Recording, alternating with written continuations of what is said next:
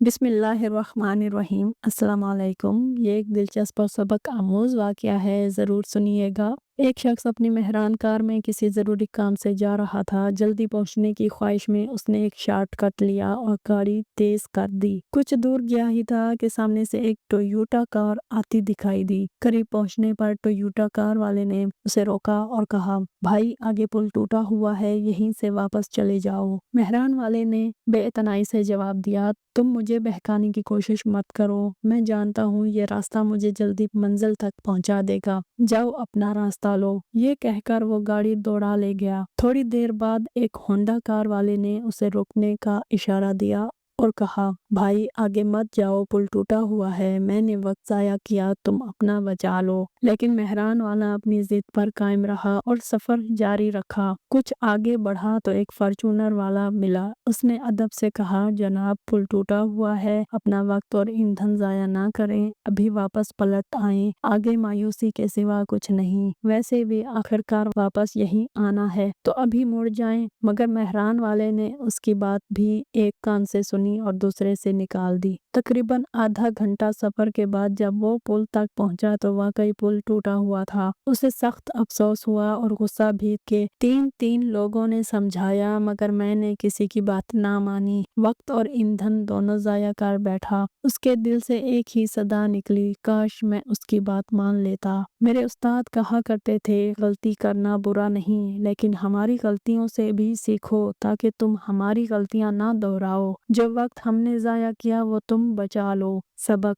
जिंदगी में कई बार हम ऐसे रास्तों पर चल पड़ते हैं जो बज़ाहिर आसान लगते हैं मगर अंजाम नुकसानदेह होता है। हमें लोग समझाते हैं कि अपनी जवानी और तवानाई उस रास्ते पर मत ज़ाया करो, यहाँ खसारे के सिवा कुछ नहीं। ये नसीहतें इसलिए नहीं होती कि वो खुद को कामिल समझते हैं, बल्कि इसलिए कि वो उन रास्तों से गुजर चुके होते हैं। अगर कोई आपको किसी काम से रोके तो एक लम्हा ज़रूर रुक कर सोचें, क्या वाकई ये रास्ता नुकसान का बायस बनेगा, और फिर नरमी से पूछें, आप कैसे जानते हैं कि ये रास्ता ठीक नहीं। इस सबक अमेज स्टोरी के साथ हम आपसे आज इजाज़त चाहते हैं। अपनी दुआओं में सब मोमिन मुसलमानों को याद रखें। अगर ये स्टोरी आपको पसंद आई है तो चैनल को ज़रूर सब्सक्राइब कर दीजिएगा। आगे एक और नई स्टोरी के साथ हम हाजिर होंगे, तब तक के लिए हमें इजाज़त दीजिए। अल्लाह नेगेबान, अल्लाह हाफिज़।